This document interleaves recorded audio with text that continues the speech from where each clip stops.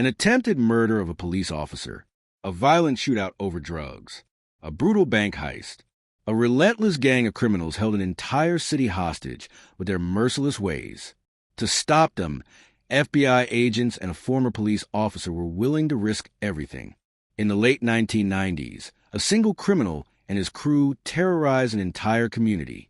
Witnesses refused to testify, knowing that a single misstep could cost them their lives. I'm Jim Carlstrom, the former head of the FBI's New York office, he explains. As the violence escalated, the FBI and local police joined forces to execute a daring operation. The goal was clear: flush out these ruthless fugitives and lock them away for good. Across the river from Philadelphia sits Camden, New Jersey, a city plagued by poverty and an alarming crime rate. It was here, on the morning of February 12, 1997, that Officer Stephen Leone was patrolling the empty streets. The time was 4:20 a.m. While parked, filling out paperwork, a sudden noise caught his attention. Gunfire. A series of rapid shots echoed from the east side of the city. I heard the shots and wanted to pinpoint their origin before calling it in, Leone recalls. I didn't want my fellow officers rushing in blindly. He followed the sound, maneuvering through the empty streets. Then, seemingly out of nowhere, a car appeared. The driver noticed Leone's patrol car and made a sharp left turn. What happened next was a blur. Leone ducked instinctively, but as he lifted his head, a sharp, metallic taste flooded his mouth. Blood. A bullet had struck him in the face. Despite his injury, he managed to exit the car and take cover behind it, bracing for a possible return attack. I knew I had been hit, he says. Shot in the head, in the face. I had no idea how serious it was, but I had to stay alert. His radio crackled as he called for backup. Officer down. Shots fired. Within minutes, a swarm of police cars and ambulances arrived at the scene. Despite his wounds, Leone managed to give a description of the suspect's vehicle before paramedics stabilized him for transport. His injuries were severe. Shrapnel from the bullet was embedded in his skull, his eye sockets, and even his nose. I was lucky I didn't lose my eyesight, Leone says. While paramedics rushed him to the hospital, officers scoured the area for clues. The urgency was clear. This wasn't just another shootout. This was an attack on law enforcement itself. Assistant District Attorney Lisa Solomon knew they had to act fast. When you're dealing with someone bold enough to open fire on a cop, there's no time to waste, she states. Detectives fanned out, searching for the suspect's car. Meanwhile, another urgent call came in. A local resident reported hearing gunfire earlier that evening. When officers arrived at the scene, they found the front door of a nearby house riddled with bullet holes. The homeowner was still rattled. I heard a loud noise, he tells the officers. Somebody tried to break down my door. I don't know why. Fearing for his life, the man had grabbed his own firearm. When the intruders heard him coming, they opened fire. In return, he shot back, forcing them to flee. Detectives recognized the style of attack immediately. It was known as the ninja method, a tactic where mass criminals break into a home, looking for drugs or cash. Inside the house, investigators found bullet holes everywhere. One bullet passed through the wall, a refrigerator, another wall, and was never recovered, an officer recalls. Another tore through a ceiling, a floor, a second ceiling, and vanished through the roof. The sheer firepower of the weapons being used was alarming. A few hours later, officers found an abandoned car a few blocks away. It matched Leone's description of the suspect vehicle. The windows were shattered. Inside, they discovered spent shell casings from an AR-15 rifle and a .45 caliber pistol. More importantly, there was blood. One of the attackers had been hit. The car was registered to a woman living nearby. Police dogs picked up a scent and led the investigators to her home, just a few blocks from the shooting. Would the suspect still be inside? A SWAT team was assembled. Schools in the area were placed on lockdown. The officers had no idea what they were walking into. When they stormed the house, it was empty. No sign of the suspects. However, they did find the woman who owned the car, Charlie Rodriguez's girlfriend. Rodriguez was no ordinary criminal. Between 1984 and 1989, He had been imprisoned for weapons charges, drug trafficking, and terroristic threats. The streets knew him as Crazy Charlie. There was no crime too brutal for him, an officer states. He would kill anyone, cops, old people, young people. It didn't matter. But Crazy Charlie was gone. As detectives searched the house, they discovered bloodstains. "Get forensics in here," one of them radioed. "We've got blood." The woman claimed she had been at work during the shooting. She also insisted her car had been stolen. The police weren't convinced. A neighbor, however, provided a key lead. He had seen several men leaving the house early that morning. When detectives showed him photos, he identified one of them, Jose Bess, a dangerous ex-convict on parole for manslaughter and weapons charges. Bess lived in an apartment in Deptford, New Jersey. He was now their only lead, a dangerous suspect cornered. When authorities caught up with Jose Bess, they noticed something immediately. He was injured, a gunshot wound on his hand. Police took him into custody for violating his parole. A blood sample was sent to the lab. The results came back quickly. The blood at the crime scene, in the abandoned car, and in the house all matched Jose Bess. This was proof that Bess had been inside the suspect's vehicle when Officer Leone was shot. But could they prove he was the one who pulled the trigger? At first, Bess refused to talk. Then, after 2 weeks in jail, he suddenly asked to speak with detectives. Bess agreed to talk, but he had one condition. He needed protection for his family. His fear was misplaced. He knew exactly what Charlie Rodriguez was capable of. Once he was sure his loved ones would be safe, he started talking. He confirmed what detectives had suspected all along. Charlie Rodriguez had orchestrated the attack on Officer Leone. Not only that, but Charlie was also involved in a string of other crimes, including drug trafficking and armed robberies. With Bess cooperating, the Camden County Prosecutor's Office quickly obtained a warrant for Charlie Rodriguez's arrest, charging him with attempted murder of a police officer. Authorities also placed a $50,000 reward on his capture, and the state of New Jersey added him to its top 10 most wanted list. What followed was a massive manhunt. Every officer in Camden County was looking for Charlie Rodriguez. But even though nearly everyone in the city knew who he was, no one dared to speak up. Fear had a powerful grip on the community, and Charlie had spent years cultivating an atmosphere of intimidation. Despite the silence, investigators were able to gather a lead. Informants suggested that Charlie had fled across the river to Philadelphia, hiding somewhere in the notorious Badlands, an area overrun with drugs, crime, and people who had no interest in helping the police. Knowing they were dealing with a dangerous fugitive who had crossed state lines, local law enforcement called in the FBI. Special Agent John Tam was assigned to the case. His first step was to dig into Rodriguez's past, examining his prison records, visitor logs, and known associates. The FBI spread its net wide, hoping to catch a break. But even their informants were reluctant to talk. Charlie had built a reputation as a cold-blooded killer. Anyone caught speaking about him risked severe consequences. With no new information coming in, the FBI decided to take a different approach. They put surveillance on Charlie's girlfriend, hoping she would eventually lead them to him. But Rodriguez was smart. He stayed away, refusing to make contact. For months, investigators came up empty. Every lead turned into a dead end. But then, out of nowhere, an unexpected break came in. During a separate FBI investigation into drug trafficking in Camden, a confidential informant revealed something big. Charlie and his brother, Joey Rodriguez, were planning something serious. They weren't just hiding. They were getting ready for a major heist. The target? A bank in Woodland, New Jersey. According to the informant, Charlie and Joey had assembled a crew and were planning an armed robbery. If they pulled it off, they stood to make a fortune. The FBI wasted no time. Surveillance teams were deployed, watching the bank and tracking the Rodriguez brothers' movements. The plan was to catch them in the act. But weeks passed, and nothing happened. Charlie and his crew never showed. Then, out of nowhere it happened. On July 7th, 1997, heavily armed men stormed the bank. They moved with military precision, shouting commands and forcing employees to the ground. One of them barked orders at the manager, demanding that she open the safe. But there was a problem. The safe had a time delay and wouldn't open immediately. The robbers grew impatient.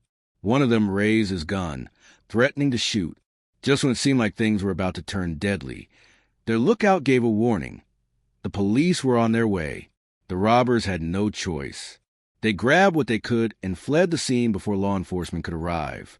The FBI arrived shortly after, interviewing Shaken Bank employees and analyzing security footage. Agent Tam had no doubt in his mind. This was Charlie and Joey Rodriguez's crew. Police and FBI units set up roadblocks, hoping to catch them before they could disappear. They searched bridges and highways, but the gang had already vanished. Now, it was only a matter of time before they struck again. The informant Whitmore introduced was an ex-cop. He had once worn the badge, but after a firearms violation, he was dismissed from the force.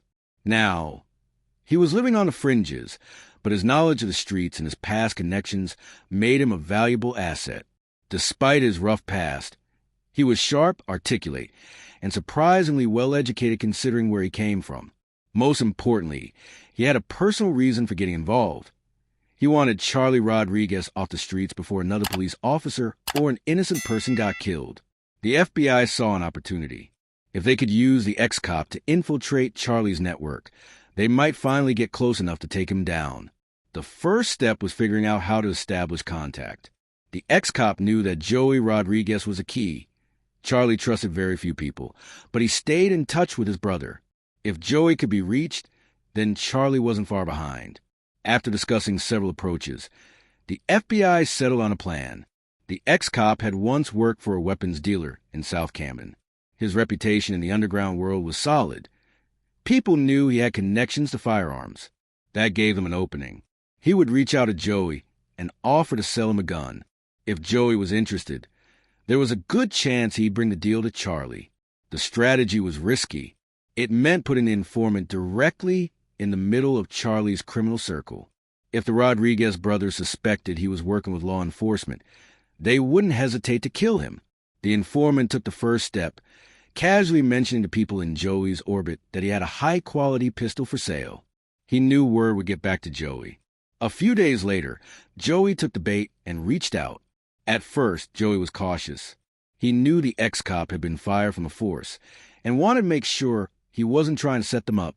The informant played his part perfectly, pretending to be bitter about how the police had screwed him over.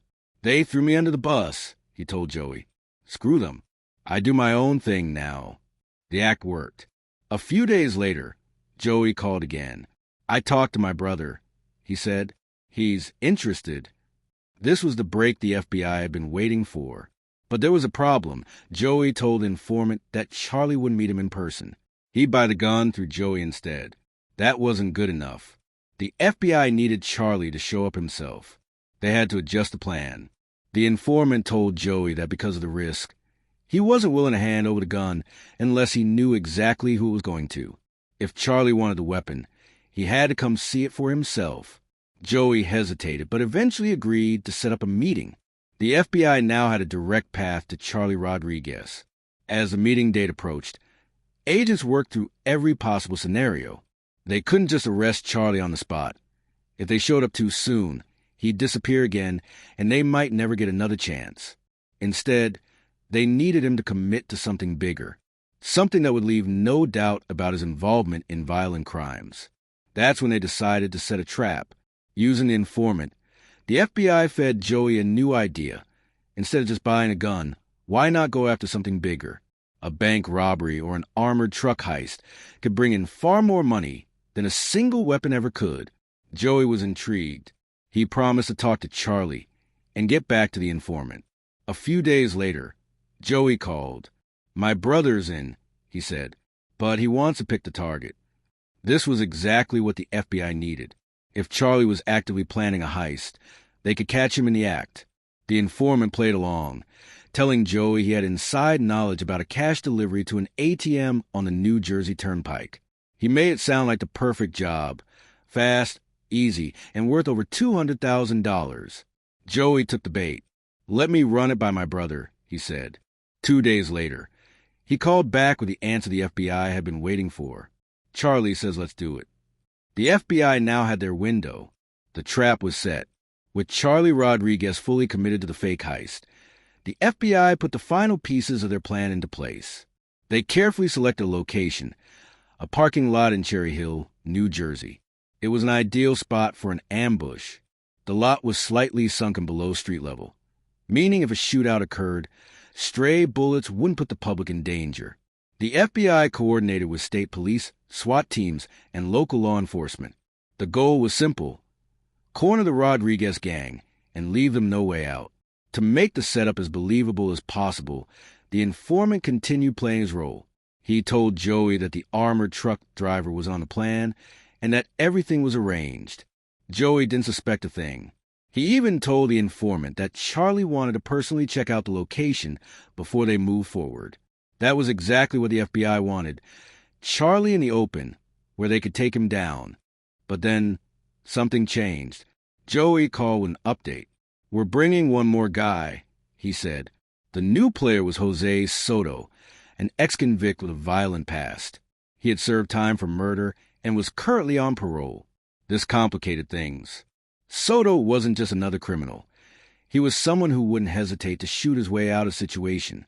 The FBI had been expecting Charlie and Joey, but now they had to adjust their strategy to account for an even greater risk. 2 days before the planned heist, Joey, Charlie, and Soto arrived at the Cherry Hill parking lot to scout the area. The informant was with them, carefully playing his part while feeding details back to the FBI. The gang studied everything: the layout of the parking lot, the entrance and exit points, and the best way to escape if something went wrong.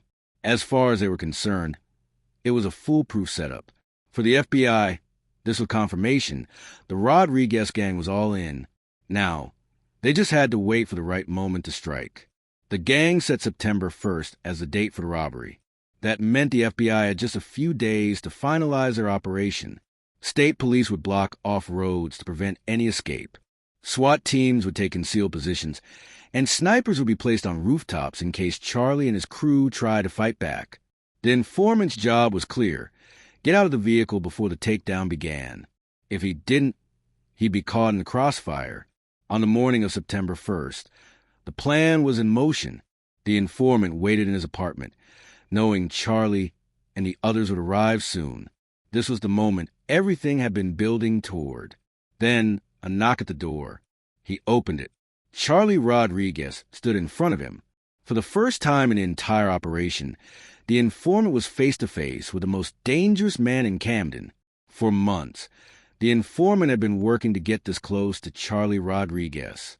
Now, standing face-to-face with him, he had to remain calm. One wrong word, one nervous movement, and Charlie might suspect something was off. Charlie was cautious, watching the informant closely. Then, without warning, he asked, "You got anything to eat?" The informant saw an opportunity. "Yeah," he said casually. "You want some donuts?" Charlie nodded. This was his chance. The informant stepped outside under the pretense of grabbing food. But as soon as he was out of sight, he pulled out his phone and called his FBI contact. "They're here," he whispered. "They're doing it." That was the final confirmation. Back in the apartment, Charlie and his crew were getting ready. They checked their weapons, strapped on bulletproof vests, and went over the plan one last time. Meanwhile, the FBI was setting up the trap. The agents monitoring the situation relayed the latest updates to every officer involved. In just a short time, Charlie, Joey, and Soto would be on their way to the Cherry Hill parking lot, where nearly 100 law enforcement officers were waiting to take them down. When the crew was ready, the informant led them to the stolen getaway car and drove toward the parking lot. He wore a baseball cap, the agreed-upon signal for FBI snipers that he was still in the car and needed time to get out safely. As they pulled into the lot, everything was in place. The FBI had blocked off all exits. Sharpshooters were stationed on the rooftops, and a SWAT team was hidden inside a nearby van, ready to storm in. The plan was simple. Once the informant got out of the car, an FBI agent disguised as a tow truck driver would ram their vehicle, disorienting them long enough for the SWAT team to move in. But as the informant reached for the door handle to exit, Charlie suddenly tensed up. Something wasn't right. He scanned the parking lot, his eyes narrowing. "Something feels off," he muttered. Then He turned to the informant and said something that sent a chill down his spine. "Drive," Charlie ordered. "Now!" Charlie Rodriguez had sensed something was wrong. His instincts, sharpened from years of surviving in the criminal underworld, were screaming at him to get out of there. The informant hesitated, trying to think of a way to calm him down, but Charlie's tone was sharp and final. "Drive, or you're going to the trunk." The FBI's carefully planned ambush was now on the verge of falling apart. The informant was still inside the car, and if Charlie fled now, the opportunity to arrest him might slip away forever. Agent John Tam had to make a split-second decision. If they waited too long, Charlie and his crew would vanish, and there was no guarantee they'd get another shot at him. He gave the order. "Go. Now!" The FBI agent in the tow truck slammed the vehicle into reverse and crashed into the back of the suspect's car, sending a shockwave through the gang. The Rodriguez brothers and Soto were momentarily stunned. Exactly what the FBI had been hoping for. Then, the parking lot erupted in chaos. Gunfire cracked through the air as one of the gangsters fired at the FBI agents closing in. Officers returned fire, bullets ricocheting off the pavement as the SWAT team swarmed the vehicle. "Hands up! Get out of the car!" The gangsters barely had time to react. The FBI's overwhelming numbers left them with no chance to escape. Charlie Rodriguez and his crew were finally in custody. Once the gunfire stopped, officers pulled them from the vehicle, disarmed them, and secured the scene. It was only then that the FBI realized the true firepower they had just taken off the streets. Inside the car, agents found a massive weapon stockpile, a modified AR-15, a silent submachine gun, a heavily customized AK-47, and dozens of fully loaded magazines. Each gang member also carried a concealed handgun with the serial numbers filed off. In total, the FBI confiscated over 1,000 rounds of ammunition. As Charlie Rodriguez was being led away in handcuffs, he smirked at one of the agents and said something chilling. "If I'd known what was going down, I would have brought my grenades." Despite their arsenal, Charlie and his crew hadn't fired more than a few desperate shots before being subdued. For them, it was a humiliating defeat. For law enforcement, it was a victory that had taken years to achieve. The Rodriguez brothers had been some of the most ruthless criminals in Camden. Now, they would never see freedom again. In March 2000, Jose Soto was sentenced to 37 years in prison for attempted armed robbery and weapons charges. Charlie and Joey Rodriguez were sentenced to life without parole for multiple bank robberies, the attempted heist of an armored truck, and weapons violations. The FBI had set a trap, and for the first time, Charlie hadn't been able to escape it. After years of terrorizing Camden and beyond, Crazy Charlie's reign was over.